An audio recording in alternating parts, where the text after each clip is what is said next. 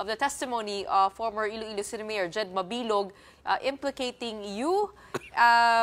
First, gusto ko lang po i-klaro, no, was the former Iloilo City Mayor on the narco list when you were PNP chief?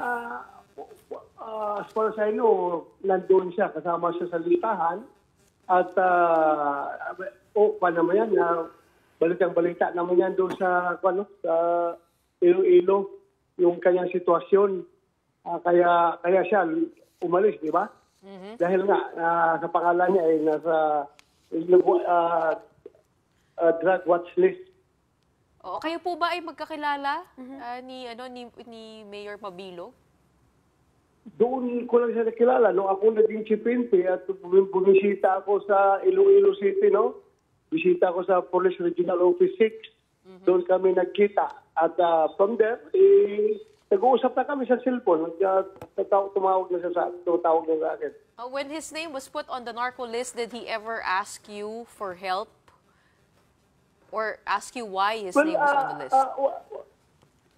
He was just worried. No? Yung last namin na usapan, bago siya nag-disappear, tumawag siya sa akin na worried daw siya sa kanyang sitwasyon. Worried for his safety. So sabi ko, para mapalagay ka, punta ka doon sa krami at walang mangyayari sa'yo. Safe ka dito. Sabi niya, sige sir, pupunta ako dyan. Pupunta ako. So papunta na daw siya. Then later on, tumawag ulit na hindi na lang daw siya pupunta dahil may nag-advise daw sa kanya. Sabi ko, sige, kung ayaw mo pumunta dito, sige lang, okay lang. Opo, so pinatotohanan niyo po, nawala na siya. O, pinatotohanan niyo po itong phone call na sinasabi po niya, gumamit daw siya ng public phone nung nasa Japan siya pa. Ay, oo, natawagan niya kayo. Tapos, yun nga po, sinabi niyo na alam niyong inosente siya, na hindi siya involved dito, at tutulungan niyo siya. Yun daw po ang sabi ninyo. Hindi ko naman masasabi na inosente siya, pero as far as I know, yung aking personal impression na sa kanya, disente man siya na tao, mahinhin, mahinahon, at mukhang mabait man. Sabi ko, mukhang hindi man ito ma-involve sa droga.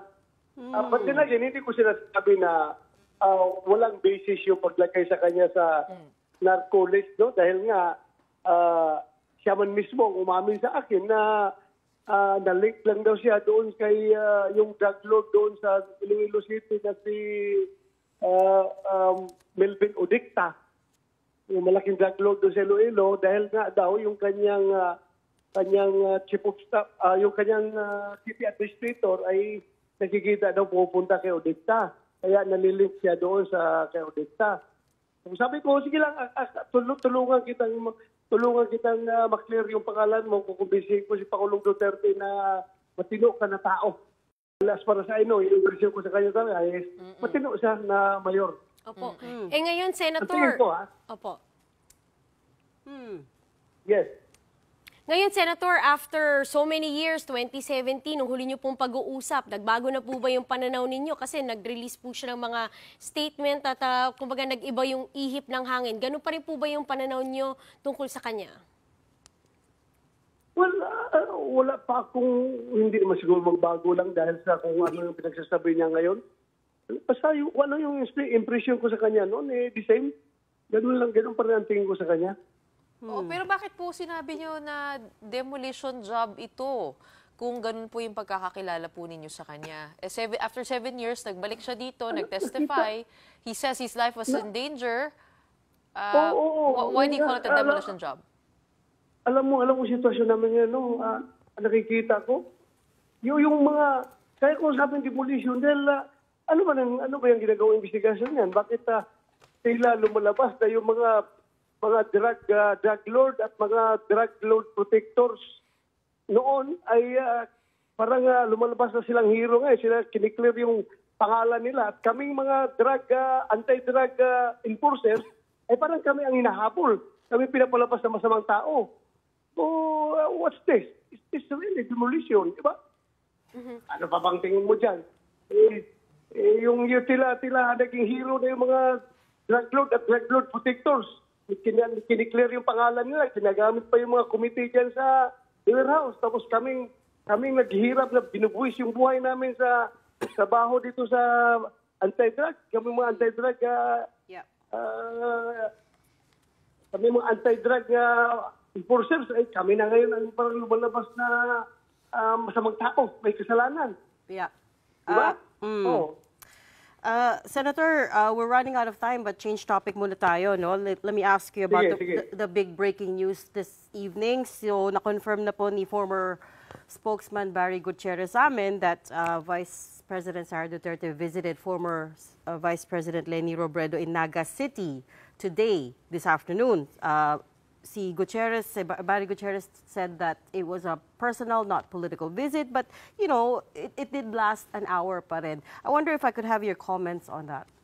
What you think about that?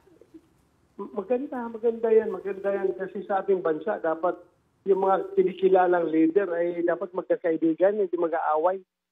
Maganda yan for the Filipino nation yung para mabawas-bawasan yung problema ng ating bansa, hindi yung puro away na lang yung mga leader natin.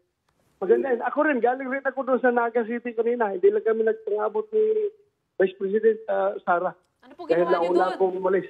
Ano po ginawa niyo sa Naga? Ay, nakipinyapransya tayo doon.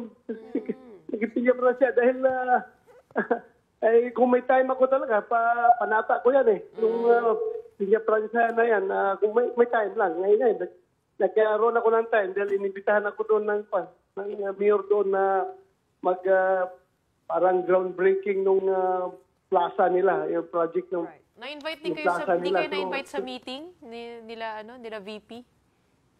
Hindi na kasi maaga yung flight ko pabalik sa Manila. Maaga. Pero na-invite po kayo, hindi lang kayo pumunta. Hindi ako na-invite. Hindi ako na-invite. Senator, but it's medyo curious sa atin political observers because we didn't even realize, I mean, you said it's good kasi it's good for leaders to be friends, but we didn't even realize that the two vice presidents are talking. If I recall, a few years ago pa nga, si Vice President Sara Duterte once called former VP Robredo fake VP. So we thought there was, bad blood. So we didn't even realize they were talking. You don't think that's curious na dinalaw siya in Naga City? Well, as I have said, no, maganda yan.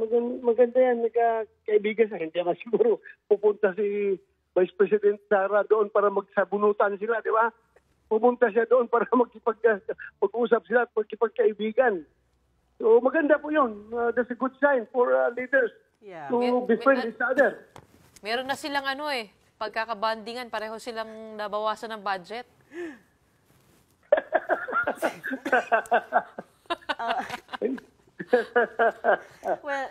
Hindi, panahon ni VP Leni, hindi ba siguro binawasan yung budget niya? Wala mo akong naalala na binawasan. Wala akong naalala Kunti lang ang binawasan. budget ng opisina ni VP Robredo nung panahon ni Duterte, Pangulong Duterte yun. Oo, hindi ko naalala kung nabawasan ng budget. Mukhang wala mang binawasan. Okay. We're gonna have to leave that there, Senator De La Rosa. Pero balitaan niyo po kami sa PDP Laban National Assembly, please. PDP na lang, PDP. PDP, yes. Magkahiwalay na yun. Oh, yes, sorry. Okay. Alright. Maraming salamat, Thank you. Dagang salamat, Senator.